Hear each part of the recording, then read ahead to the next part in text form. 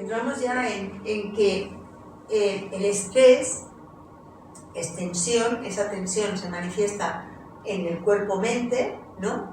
Y el estrés y el trastorno de estrés postraumático es como un continuo. Entonces tú puedes tener estrés, si ese estrés se va acumulando, ese estrés se puede volver más o menos traumático, y si también puedes tener un evento traumático per se que puede generar estrés traumático, y si perdura en el tiempo se llama trastorno de estrés postraumático. Entonces, ¿qué pasa? Que el cuerpo es el que padece en gran parte de todo esto. Y como es el que lo padece, es por eso que se habla de que hay que ir a través del cuerpo para cambiarlo, ¿no? Esto lo vimos en el módulo de estrés. No sé si tú lo has hecho. Todavía. Vale, pues lo que es una definición de estrés que el primero en hablar del estrés fue Hans Selye, y dijo que el estrés es una respuesta inespecífica a un cambio. Entonces cualquier cambio produce estrés. Entonces el cuerpo se va estresando en función de los cambios. Entonces si tú tienes una vida muy movida, tu cuerpo se va estresando. Si tú no llevas al cuerpo a un estado de relajación, eso se va acumulando. Y se puede ir acumulando, intensificando, y se puede hasta volver crónico, ¿no? Entonces, una manera que yo definí el estrés para tener en cuenta todo es que es una respuesta automática porque la respuesta al estrés tú no la generas voluntariamente, sino que tu cuerpo la genera involuntariamente. De nuestro organismo, entendiendo el organismo como cuerpo-mente, es total, afecta a todo. Ante un estímulo varios, o sea, es decir, que un cambio es un cambio de estímulos, o sea, es decir, cuando tú cambias de una habitación a otra, tu cuerpo se va asociando a un sitio a otro, ¿no? Ante un estímulo o varios, que pueden ser internos o externos. Tú puedes tener una sensación en la tripa que te recuerda a otra vez que tuviste la sensación en la tripa, que puede recordar un evento traumático y te estresa y lo vuelves a revivir. O puede haber un estímulo externo que puede haber un sonido de una ambulancia, y ese sonido de la ambulancia a una persona le recuerda algo y se puede retorcer de dolor. Me pasó esto en una clase, que oyó una chica una ambulancia y empezó a tener convulsiones. Y nos quedamos todos como muy asustados, ¿no? Entonces, estímulo interno-externo que dispara el mecanismo innato de lucha, huida o congelación del que vamos a hablar, o de adaptación, es decir, que en nuestro organismo puede ser lo suficientemente resiliente como para poder afrontar ciertas situaciones de tensión con normalidad. Hay otros individuos que no lo pueden afrontar, ¿no? O sea, que depende de nuestro sistema de adaptación. Y lo que sí que hace el estrés es que nos activa para un cambio. Y ese cambio puede ser o de lucha-huida, o de congelación, o de involucración social, que se llama. Y si no se compensa ese estrés con la respuesta de relajación, el estrés activa, y si no hay una respuesta de relajación que baje y que vuelva al equilibrio del organismo, pues se activa, llega a un punto que el cuerpo no lo puede sostener, y la bajada es ¡pum! Y esta bajada tan drástica es lo que produce un ataque de ansiedad, un ataque de pánico, porque es una descarga del organismo de eso que se ha quedado ahí acumulado, de toda esa activación, y descarga de esa manera. Entonces la gente, cuando entiende que su ataque de pánico es una recolocación del organismo al equilibrio y no es nada como para asustarse, pero que el organismo lo está haciendo porque lo ha sobrecargado, pues entonces la persona como que respira, ¿no? Pero eso no lo sabe mucha gente. Entonces cuando tienen un ataque de pánico se asustan tremendamente, ¿no? ¿Y la diferencia entre ataque de pánico y ansiedad? Es grave. Vale. O sea, es decir, tú tienes ansiedad, ataque de ansiedad, o ansiedad, que también hay ansiedad generalizada, y cuando tienes un pico tan alto es un ataque de pánico. Pero es la misma familia en distintas intensidades. Entonces, bueno, si no vuelve el organismo a su equilibrio, y no vuelve a la respuesta de relajación, va incrementándose y acumulándose hasta que el organismo necesita volver al equilibrio.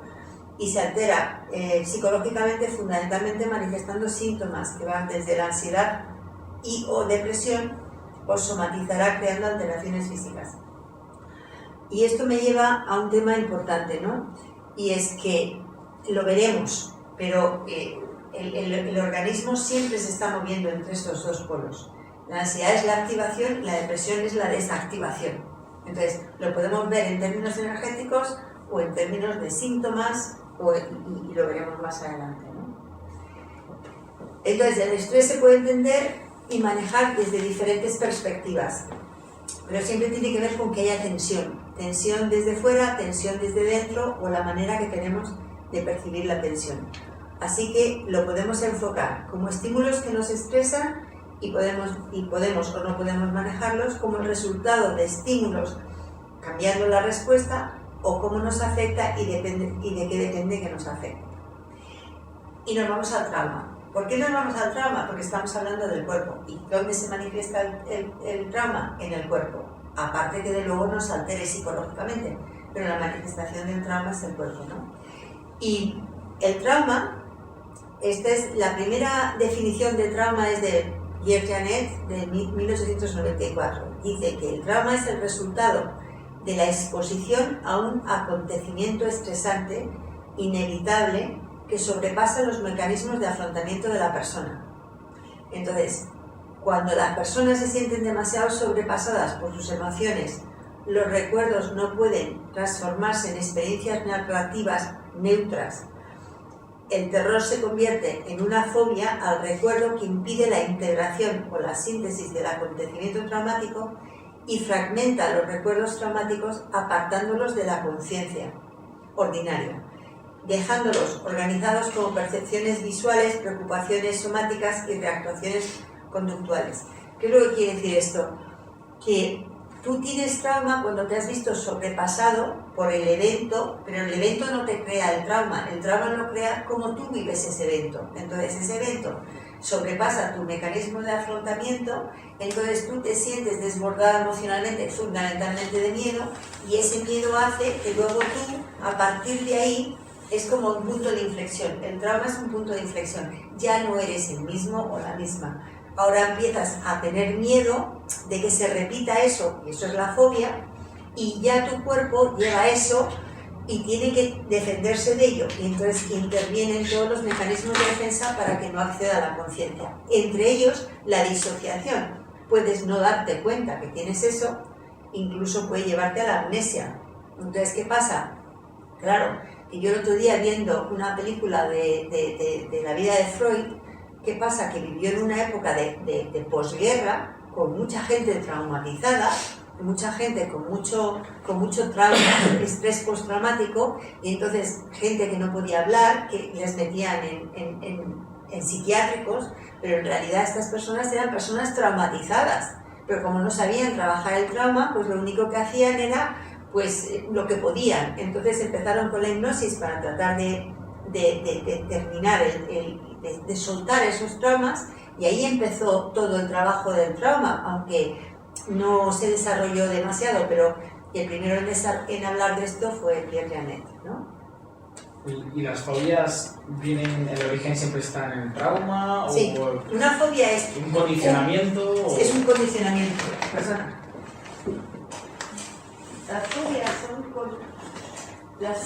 Una fobia realmente es una evitación de una situación en que tú has sentido miedo o trauma, y entonces tú lo evitas y por eso se convierte en una fobia, porque genera una evitación, pero no es una evitación porque sí, es una evitación, aunque no seas consciente de que tú ya has vivido eso previamente. Si tenéis frío os lo quito, ¿eh?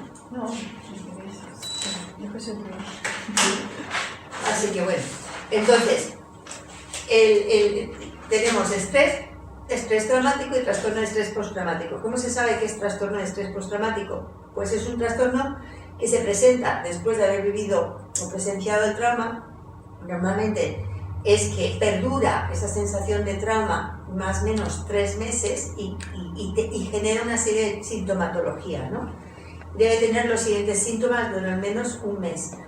El síntoma es flashbacks, son recuerdos como que estás en el lugar del trauma y lo vives en el presente una y otra vez, es pesadilla. Flashbacks también pueden ser pesadillas, que tienes ganas de evitar algo, tienes fobias, por eso está ahí, evasión o fobias. Hipervigilancia, tu sistema nervioso está alterado y está reactivo, y cualquier cosa es como que ya tienes el sistema nervioso como en modo alerta. y cambia tu percepción de ti mismo, tienes una sensación de indefensión y puedes llevar desde la ansiedad hasta la depresión, cambia tu estado de ánimo. Eso es lo que es ese tema, ¿no? Entonces, ¿cómo afecta al cuerpo? Pues va a afectar al cuerpo en lo bioquímico, obviamente, porque va a generar más cortisol y más adrenalina, pero esto está unido al sistema nervioso autónomo y va a tener un efecto que va a depender de la intensidad del trauma, ¿no? Y esto nos lleva al cerebro. Esto, el cerebro ya lo habéis visto todos, porque yo repito lo del cerebro de Paul MacLean, seguro que os lo sabéis de memoria, ¿no? Pero, ¿por qué lo volvemos a mencionar? Porque a la hora de trabajar trauma en el cuerpo, tenemos que tener en cuenta los 3 cerebros. Y tenemos que saber qué hacen los 3 cerebros. Entonces sabemos que el cerebro reptiliano se encarga fundamentalmente de las funciones corporales básicas, respiración, sistema cardiovascular, digestión, temperatura, y controla la energía disponible que tenemos para llevar a cabo cualquier acción, incluida la memoria procedimental. El cerebro límbico, que nos indica qué emociones tenemos y qué nos gusta y qué nos disgusta y a qué nos atrae y qué nos repele y qué valoramos y qué no valoramos, y el neocórtex, que nos permite analizar la información, resolver problemas, planificar y desarrollar ideas. Este sistema, el cerebro está unido al sistema nervioso autónomo. El sistema nervioso autónomo, yo hace muchísimos años, pero muchísimos, cuando empecé a ver el tema del estrés, se hablaba de que había 3 sistemas: sistema nervioso simpático, parasimpático y uno más, el entérico. Y de repente desapareció el entérico. Y todo el mundo hablaba del sistema nervioso simpático y el parasimpático, y el entérico no se volvió a mencionar. Bueno, pues el entérico es lo que se llama ahora el segundo cerebro. El entérico es una conexión directa entre las tripas, o sea, el intestino delgado y el intestino grueso, y el cerebro, ¿no? Y ese es el sistema nervioso entérico. Entonces, ahora está volviendo a tener muchísimo interés, y aunque veis aquí que no está mencionado, resulta que eso es un tema que hay que incorporar, ¿no? Entonces, ahora voy a meterme más, porque resulta que el nervio vago también enerva el sistema nervioso entérico. Y esto es una cosa que se está empezando a estudiar ahora. Gracias a que habló del nervio vago Stephen Porges, pero no habló del sistema entérico per se. Pero esto es un tema que ahora se está volviendo a hablar, ¿no? Porque como tenemos las tripas, afecta nuestro estado de ánimo. Y en función de lo que comemos y cómo digiere nuestro estómago, pues parece ser que también cambia nuestro estado de ánimo. Y podemos cambiar, si estamos más depresivos o más ansiosos, también cambiando la alimentación y cambiando las vitaminas que tomamos para eso, ¿no? Entonces, bueno, pues lo estudian más los naturópatas, no tanto la medicina convencional. Entonces, la es que no sé cómo se llama. Psiconeuroinmunología. Psiconeuroinmunología. Que lo estudia ahí. Eso es. Entonces, bueno, entonces tenemos el sistema nervioso autónomo, ¿no? Que lo tenéis ahí, y entonces el sistema nervioso simpático dilata la pupila, inhibe la salivación, relaja los bronquios, acelera el pulso, el ritmo cardíaco, inhibe la actividad digestiva, estimula la liberación de glucosa por el hígado, secreta la adrenalina y la noradrenalina para el riñón, relaja la vejiga y contrae el recto. Y el parasimpático hace lo opuesto, o sea, si el sistema simpático dilata la pupila, el parasimpático la contrae, estimula la salivación, reduce el latido cardíaco, contrae los bronquios, estimula la actividad digestiva, estimula la vesícula biliar, contrae la vejiga y relaja el recto. Entonces, todo esto lo tenéis porque, o sea, esta vez no he hecho apuntes como los otros, esta vez tenéis el PowerPoint con estos dibujitos. Porque esto nos lo pasas, ¿no? Sí, el PowerPoint os lo paso con estos dibujos, ¿no? Entonces, ¿por qué es muy importante el sistema nervioso autónomo? Bueno, porque cuando nosotros estamos en un estado relajado y tranquilo, el sistema nervioso autónomo está equilibrado. Y entonces, realmente está, como todo en nuestro cuerpo, está pulsando, está contrayéndose y expandiéndose, contrayéndose y expandiéndose, ¿no? Entonces, el problema es cuando uno de ellos, el sistema nervioso simpático o el parasimpático, están en exceso.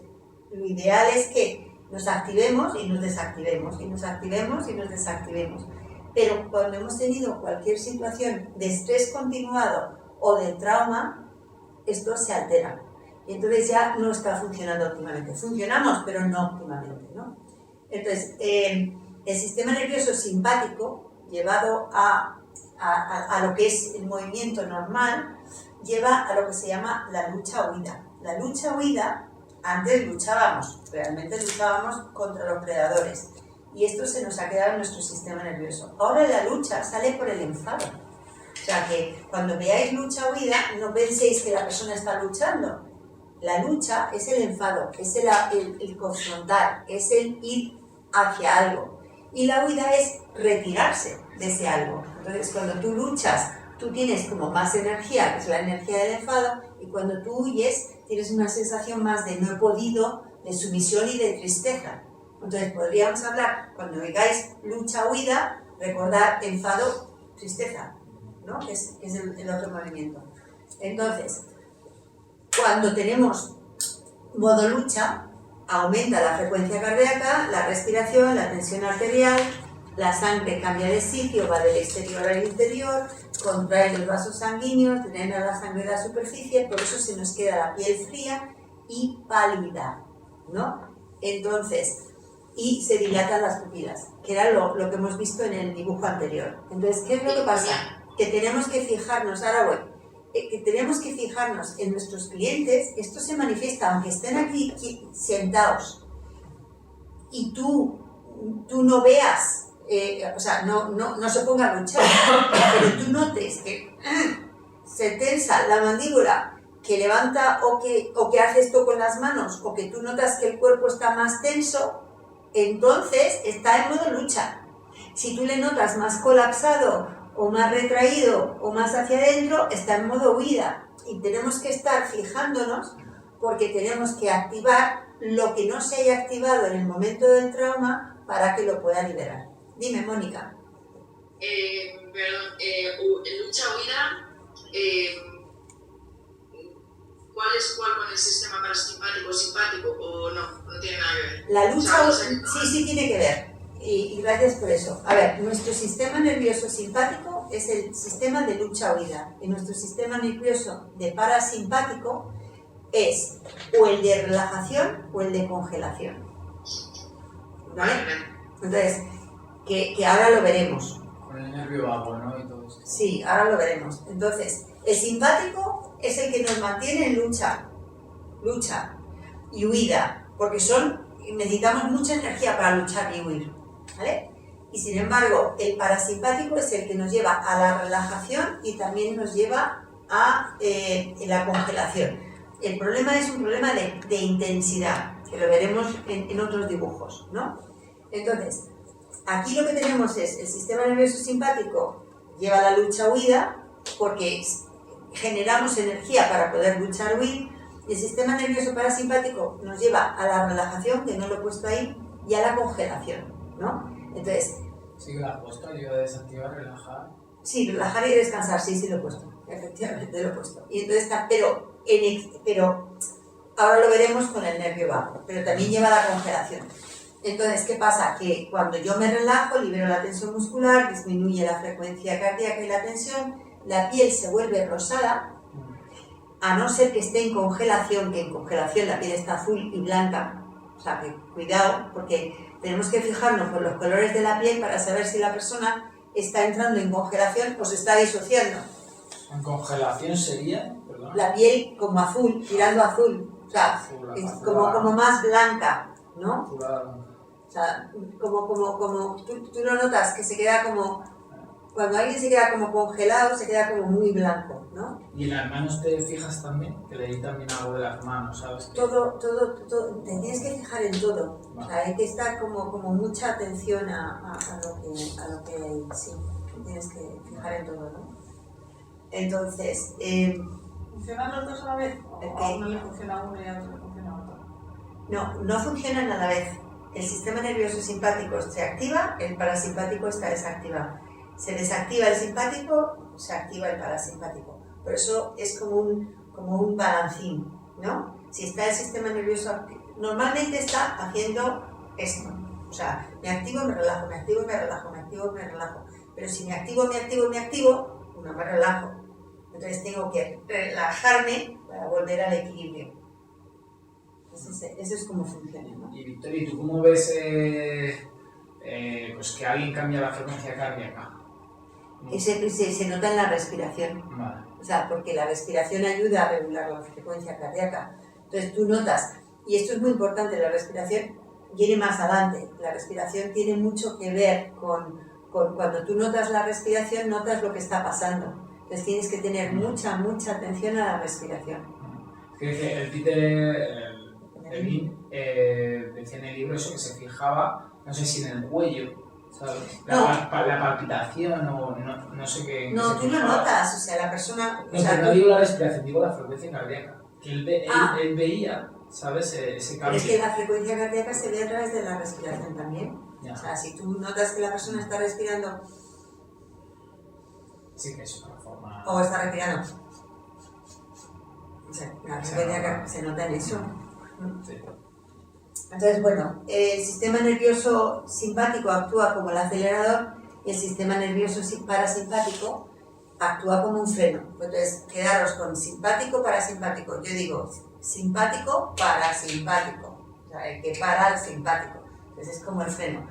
Cuando se activa el simpático y el parasimpático a la vez, el cuerpo se queda como cuando tú haces con el coche, aceleras y aceleras y frenas, entonces se queda parado. Pues eso es lo mismo. Lo mismo pasa en nuestro organismo. Si se activa el simpático y el parasimpático a la vez, te quedas congelado y parado, ¿no? Y Es el desmayo. ¿qué? Es el desmayo. Bueno, el desmayo puede anteceder a la congelación e inmovilización, sí. Discúlpame. Entonces, ¿sabes la diferencia entre el color de la piel entre congelación y lucha y huida? La lucha huida es pálido, pero es pálido. Pero la congelación lo notas frío, por eso se llama congelación, porque tú le notas frío. De hecho, lo notas como que se queda inerte, como que la sensación es como si estuviera muerto. Vale. ¿Sabes? O sea que no abras. No esperamos a nadie. Juan Sí, Juan Carlos, hombre. Juan Carlos. Sí. No, pues ahí.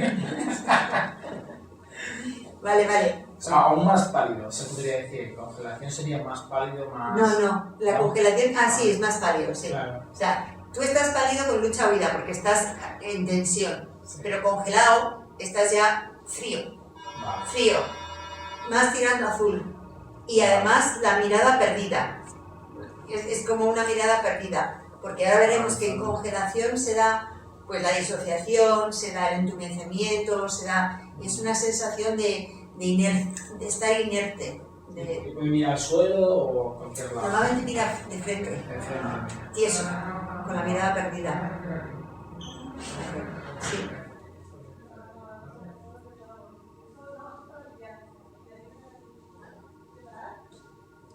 Bueno, pues nada. Y bueno, estábamos en el sistema nervioso, actúa como un acelerador, el simpático y el parasimpático como freno. Y hola, por poco no te hablo. ¿Qué pasa? Si puedes quitártela. O sea, Sí, puedes. a ver, luego comes junto con alguien y todo el mundo se quita la mascarilla. ¿Tú te crees que es normal esto? Es que es como muy anormal, ¿no? O sea, tú puedes sentarte en una cafetería a poco y quitarte la mascarilla. Tienes que estar en una clase con 2 metros de distancia. O sea, lo que Como sí. cuando llegas a una cena y todo el mundo con la mascarilla y cuando se va todo el mundo abrazando. Ahí se desaparece. Entonces, bueno, pues ese es el tema. Estamos con el sistema nervioso autónomo. Y entonces, ahora vamos a ver la parte del cerebro triuno, ¿no? Que ya lo hemos visto hace un momento, que el neocórtex responde primero pensando y se desactiva cuando se produce la respuesta lucha-huida, que esto es lo que yo explico con este símil de Daniel Siegel, que cuando estamos relajados nuestro cerebro está integrado, funcionan óptimamente pensar, sentir y actuar, pero cuando estamos estresados se desconecta el neocórtex frontal, no funciona óptimamente y estamos funcionando emoción-reacción, que es lo del límbico, que son las emociones, y la reacción, que son la parte más instintiva, que es el reptiliano, ¿no? Y entonces funcionamos de forma diferente. Y eso es lo que tenemos que ver, porque cuando alguien está en estrés traumático, trastorno de estrés postraumático, esto está alterado. Entonces hay que volverlo al equilibrio. Entonces, luego están los dos hemisferios cerebrales que cada uno procesa una cosa, ¿no? El hemisferio derecho es más artístico, global, sentimiento, sensación e intuición, y el izquierdo es más lógico, lenguaje, lineal, descriptivo y estructural. Cuando estamos relajados, nuestro cuerpo está en calma. Tenemos capacidad de elegir. Cuando estamos estresados, funcionamos de la manera más antigua, y es emoción-reacción. Entonces ahí no elegimos. Decía Viktor Frankl que la libertad es el espacio entre el estímulo y la respuesta, porque si no hay espacio entre el estímulo y la respuesta, tú no eliges, tú funcionas como automatismo condicionado, pero cuando tú puedes ponerte entre el estímulo y la respuesta, entonces hay libertad. Entonces cuando estamos relajados podemos elegir, cuando estamos estresados difícilmente podemos elegir. Lo que hacemos es queremos quitarnos el malestar lo antes posible. Entonces no elegimos, estamos como... Y podemos desviar eso a comportamientos compulsivos y repetitivos, a comer, a beber, a cualquier cosa que nos calme. Entonces, cualquier persona que tiene cualquier adicción, realmente en el fondo de cualquier adicción hay trauma. Entonces, si se trabaja el trauma, se puede liberar la adicción. Si no se trabaja el trauma, no se puede liberar la adicción. Y tú eso no lo haces así, ¿no? Por el tema de... Bueno, perdona. Es que el otro día yo te escuché que las personas que tienen adicciones con drogas y todo esto, pues no les sueles tratar. Porque necesitan farmacología. A ver, es que... No, te lo explico. Sí. El problema es que el tratamiento de una persona con drogas es lento. Y mientras tanto, mientras que tú estás haciendo el proceso porque estás trabajando trauma, como estás trabajando trauma y tienes que ir con cuidado, pues entonces mientras tanto necesitan, porque tienen el síndrome de abstinencia, entonces necesitas trabajar en combinación con alguien que les pueda medicar, o con un psiquiatra que medica de forma convencional, o con un naturópata que medica de otra forma. Pero yo no lo puedo hacer sola, yo necesito o el psiquiatra o el naturópata. Porque y además es complicado las adicciones, porque las personas que son adictas, que yo lo he sido al tabaco, yo he fumado 20 y tantos años, me costó mucho dejarlo, entonces gracias a eso también sé todo lo que conlleva dejar una adicción, ¿no? Pero el problema es que la persona adicta miente.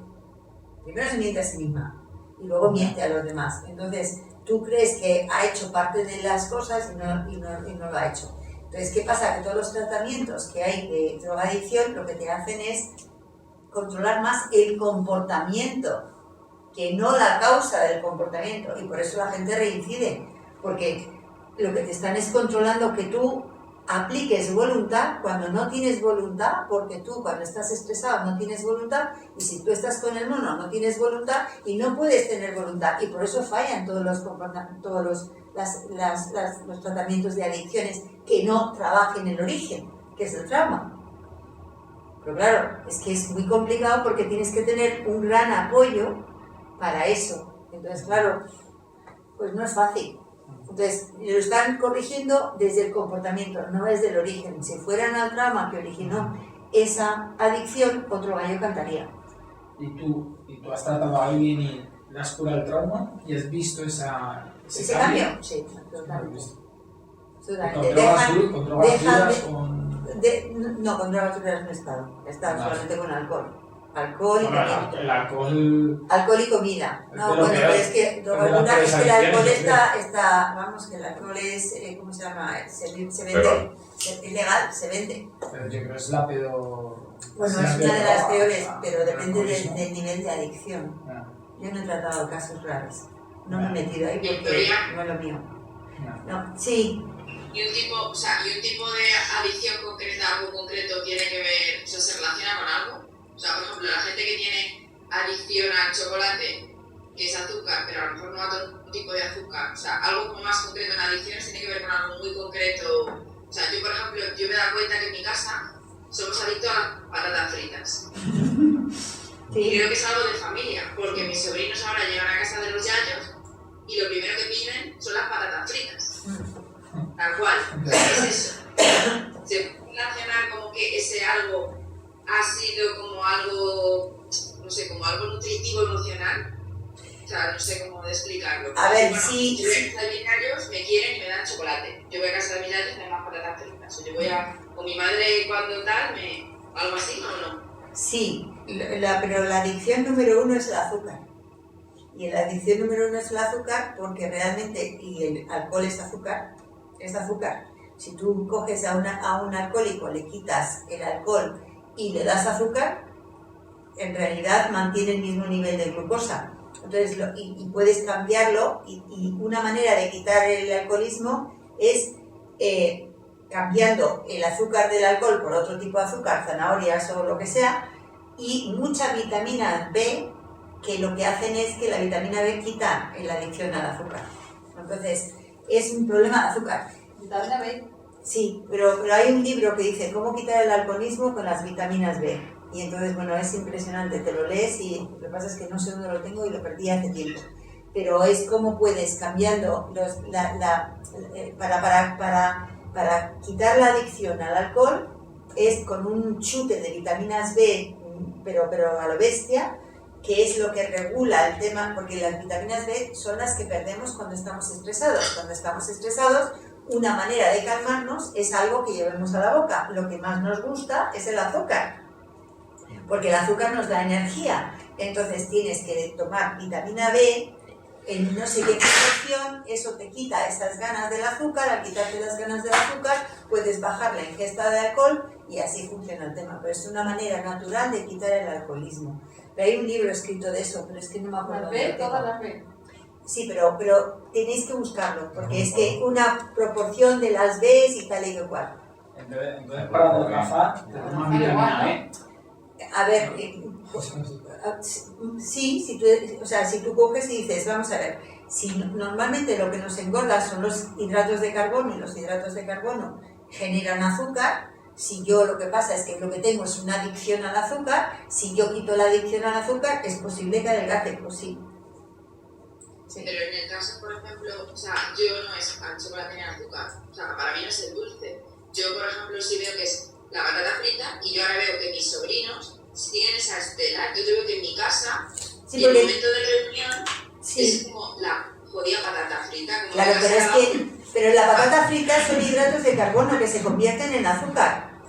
Es que la patata es hidrato de carbono que se convierte rápidamente en azúcar, pero encima frita lo potencia, y encima le echan, ¿cómo se llama esto? Aditivos, sí, que te hacen que te enganches. Pero ahí hay dos temas. Uno, que te guste, porque realmente el gusto de la patata frita es agradable, y dos, que encima se convierte en algo social. Entonces ha generado un hábito. La boca, ya quieres más. Pero sí, eso es que es la adicción número 1 es al azúcar. Yo soy adicta al azúcar. Entonces, lo que tenemos que hacer es darnos cuenta, porque es muy pernicioso el azúcar, en todos los sentidos. Porque luego al final la célula, en vez de coger oxígeno, vive del azúcar. Entonces se va deteriorando. Yo ahora tengo un tema, yo he tenido siempre un tema con el azúcar. O sea, no que tenemos trauma. ¿Qué? Pues somos adictos al azúcar sin No.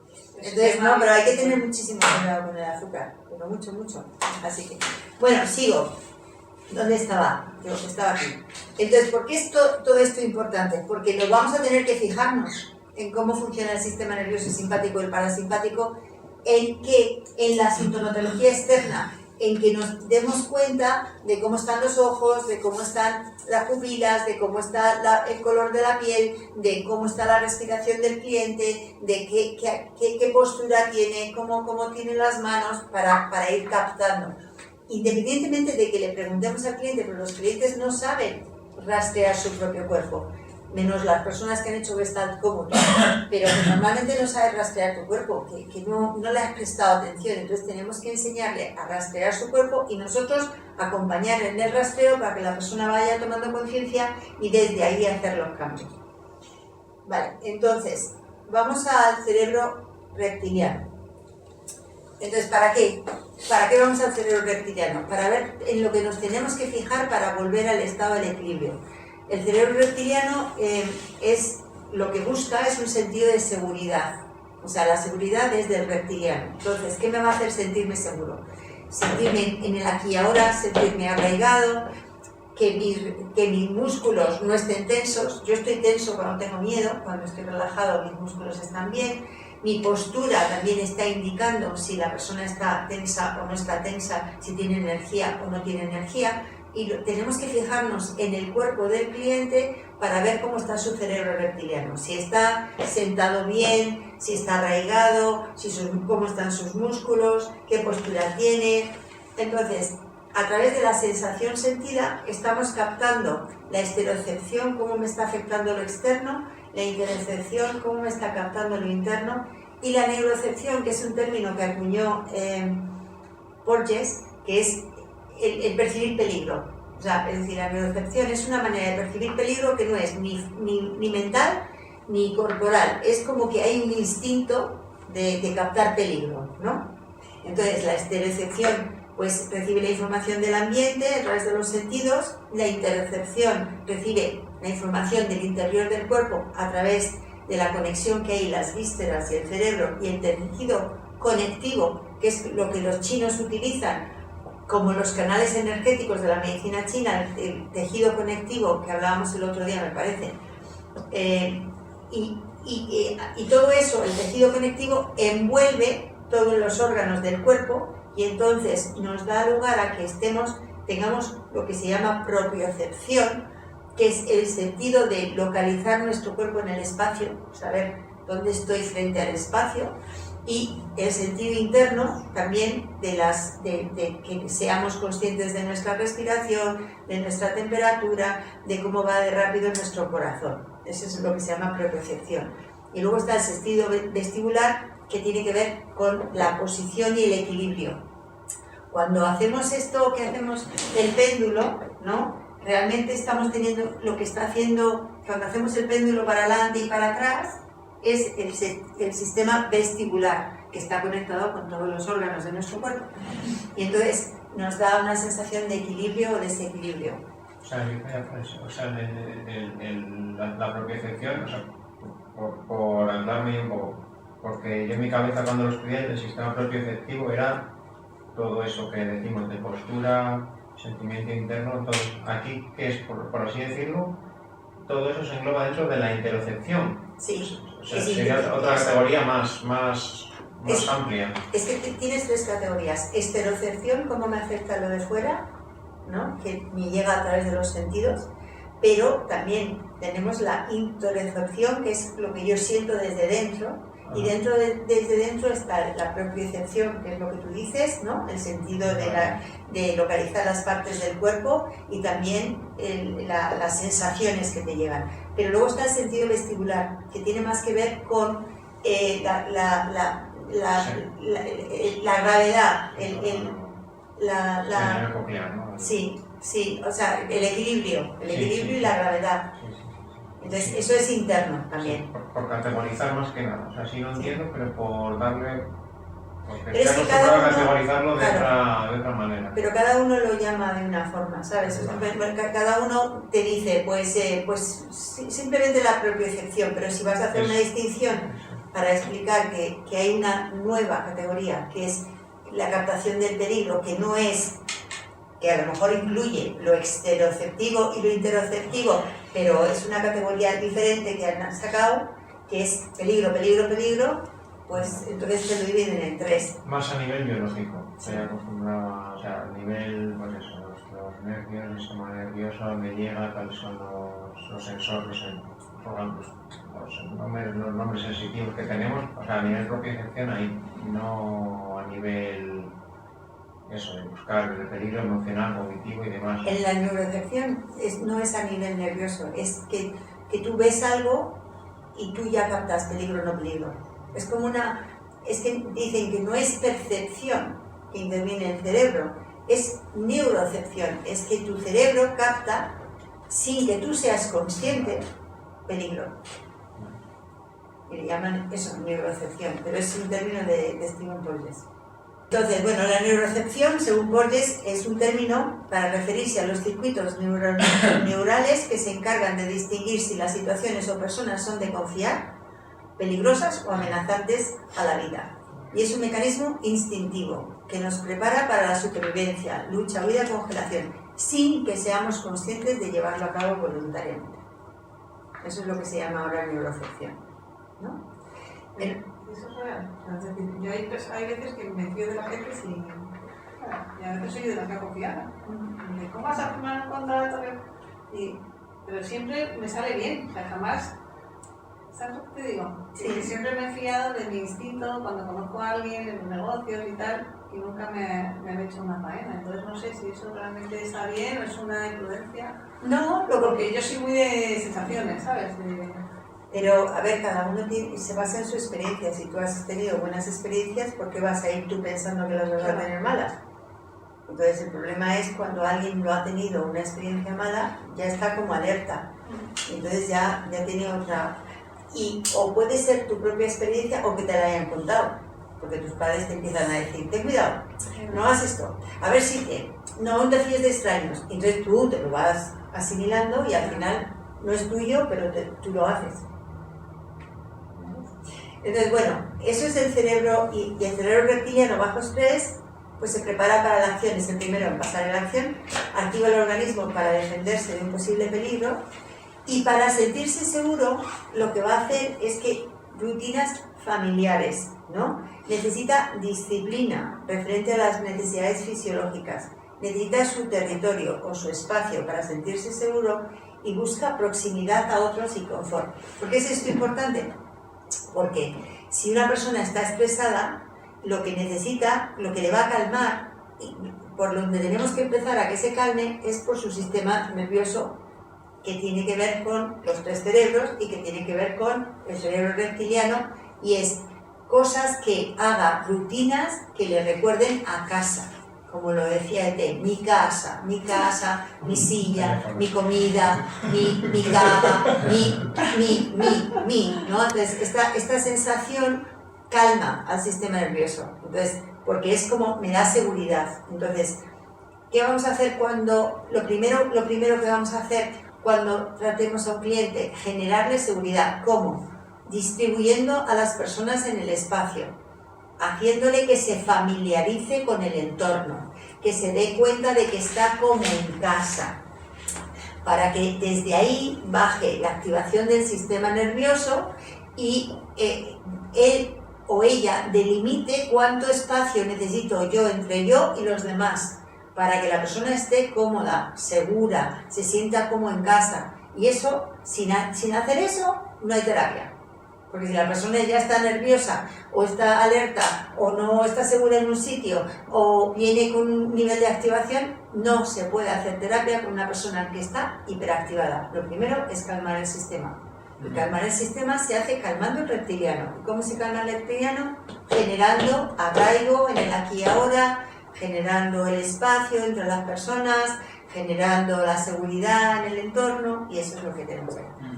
Con un apego desorganizado procedente de un padre alcohólico, por ejemplo, de familias así tan desestructuradas, como que no recuerden esos momentos, o sea, que hayan querido salir de casa, que hayan salido. ¿Qué buscas? ¿Algún patrón de apego que haya sido reparador o algún...? Nosotros lo que, o sea, yo explico lo del cuerpo porque he estudiado muchas cosas de cuerpo, pero en el que más me centro es en el Somatic Experiencing de Peter Levine, ¿no? Entonces, en el Somatic Experiencing de Peter Levine es cuando tú vuelves el cuerpo al equilibrio, todo lo demás va seguido. Es decir, que si tú recuerdas la situación traumática con tu padre alcohólico y tu cuerpo estaba hiperactivado, pero te das cuenta que puedes pendular e irte a un estado de calma y de paz en que tu cuerpo no está hiperactivado, entonces tú, según vas haciendo este viaje de activación, desactivación, se va vaciando. Y tú, al notar que tú eliges dónde pones la atención y se vacía, empiezas a tener lo que llamamos los psicólogos agencia, sensación de yo puedo. Y entonces, a raíz de eso, ya puedes ir vaciando y empiezas a tener la sensación de yo puedo cambiar esto. Porque si no lo sientes en el cuerpo, es muy difícil que tú te creas que lo puedes cambiar. Pero si tú notas que el cuerpo pasa de activación a relajación, tú te crees que puede cambiar, porque lo que te da la certeza no es la mente, es el cuerpo. Si tu cuerpo está relajado, tú sabes que está relajado, tú notas que está relajado. Y notándolo, entonces puedes ver que tú puedes llegar a eso. Pero si tú no lo sientes en tu cuerpo, tú no te lo puedes imaginar cómo va a ser estar relajado. Y entonces no puedes hacer ese cambio. Se busca el espacio en él mismo, ¿no? Digamos, Sí. aunque no haya una situación que haya de calma, se busca en él. En él mismo. Entonces lo que estamos haciendo todo el tiempo es cómo formar el cuerpo desde el cuerpo y cómo diferenciar traumático de no traumático y cómo hacer ese movimiento para que se vaya descargando. Eso es lo que hacemos todo el tiempo. ¿Qué pasa? Que cuando te acercas a la situación traumática se activa más. Entonces te asustas. Entonces hay que avisar que puede que suba o puede que baje. El caso es que cambie. Pero lo que necesitamos es que suba para que baje.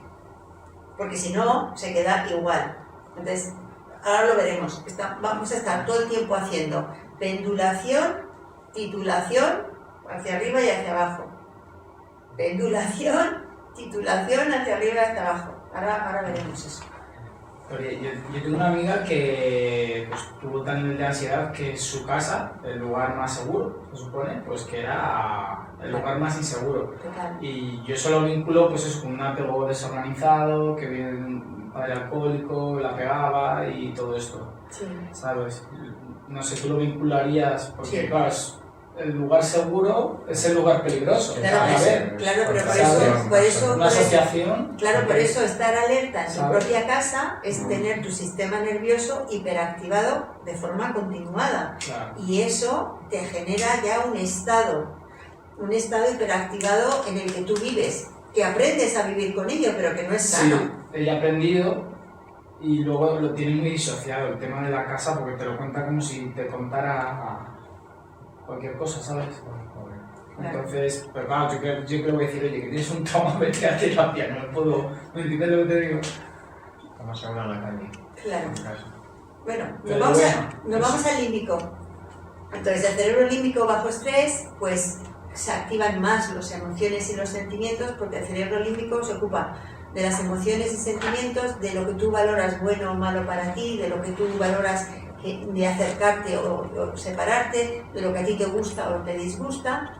También en el cerebro límbico está la memoria emocional, que veremos un poco más adelante, y el instinto de afiliación. El ser humano es un ser que le gusta estar vinculado, que necesita la compañía y el otro para autorregularse, para sentirse seguro, Entonces, una cosa es que tengamos un cerebro reptil que se siente seguro con el territorio, mi casa, mis cosas, y otra cosa es que además tenemos un cerebro límbico que se siente seguro cuando está en compañía de personas de fiar, ¿no? Con las que yo me siento seguro. Y luego después tenemos un cerebro neocórtex que analiza la situación, pero tenemos que asegurarnos que los tres cerebros se alinean. Entonces, el cerebro límbico bajo estrés lo que manifiesta es un exceso de emoción, exceso de enfado, exceso de rabia, ira, ansiedad, miedo, y genera fobias, tiene miedo de volver a esas situaciones, y además hay tristeza, y hay soledad y hay vacío, y entonces tienes una sensación de desbordamiento y falta de control. Entonces eso asusta mucho, entonces es un círculo vicioso.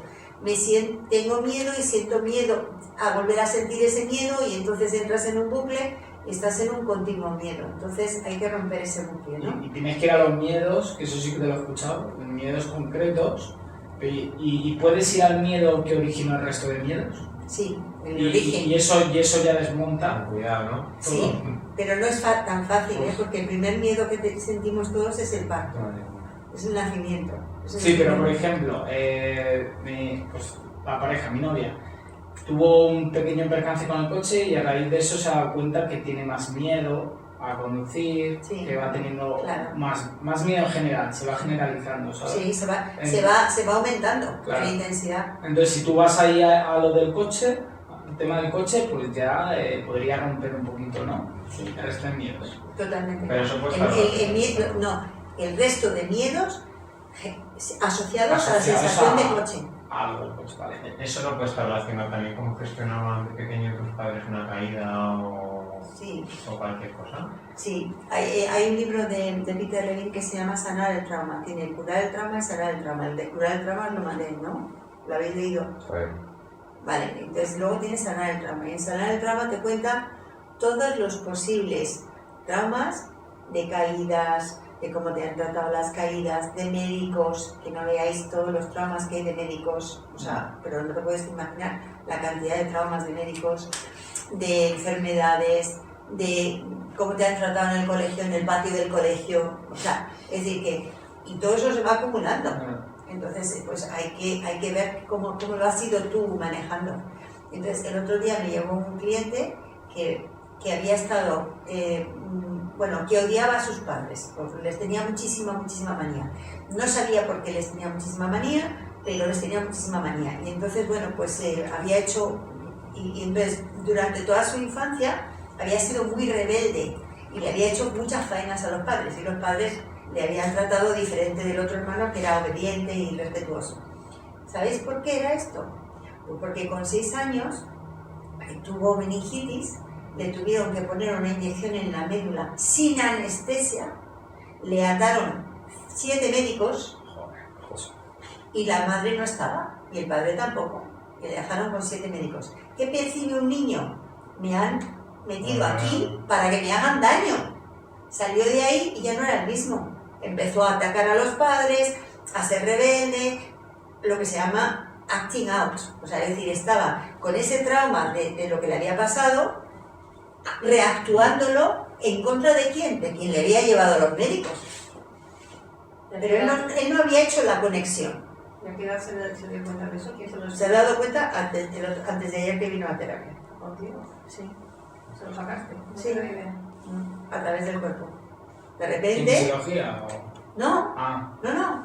Se dio cuenta porque le hice cerrar los ojos, ponerse en contacto con esa sensación de rechazo a su madre y pim. Me dijo, me he acordado que rechacé a mi madre cuando me sacaron del hospital de la meningitis. ¿Qué es eso? Cuéntame eso de la meningitis, y ahí salió toda la historia. Es que yo tengo, he estado con una amiga con una fobia al agua, ¿sabes? Que te comenté. Y ella me ha dicho que no recuerda el origen. O sea, tiene un recuerdo de la infancia relacionado con su fobia, pero no sabe, o sea, ella cree que no es el origen. Tiene la sensación de que antes de eso ha habido otros momentos, ¿sabes?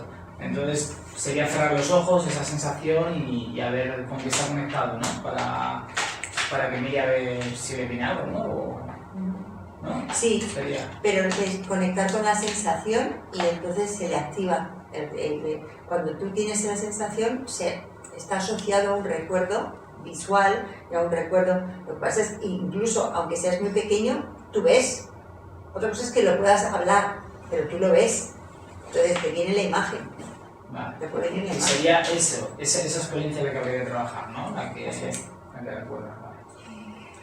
Entonces, cuando tú tienes una alteración emocional, pues tampoco te puedes involucrar socialmente fácilmente. Entonces, todas las personas que han tenido trauma tienen luego alteración emocional, ¿no? Entonces, hay que enseñarle al cliente a identificar y contactar con las emociones que se sienten en el cuerpo, aprender a dejarse sentirlas y sostenerlas, que no es reprimirlas, identificar esa emoción que te está diciendo, qué función tiene, qué necesidad hay detrás, liberarlas poco a poco. Porque si tú las sostienes, ellas se deshacen, pero también las puedes liberar nosotros con FT, ¿no? Y aprender a regularlas, aprender cómo se regulan. Si tú vas descargando el exceso de emoción, poco a poco ese exceso de emoción va teniendo una función normal. No nos vamos a quitar nunca las emociones, nos vamos a quitar el exceso de emoción. No nos tenemos que quitar el miedo, nos vamos a quitar el exceso de miedo. Y finalmente tenemos el cerebro neocórtex, que son los procesos cognitivos superiores, que ya hemos visto antes en el dibujo del cerebro, que procesan la información, solucionan los problemas, analizan, sintetizan y demás, y que hay una diferencia entre los hemisferios. Y lo último que se ha incorporado en el ser humano ha sido el lóbulo prefrontal, ¿no? Y entonces este es un área de asociación donde converge la información del mundo externo y del mundo interno, porque tú analizas desde aquí la diferencia, ¿no?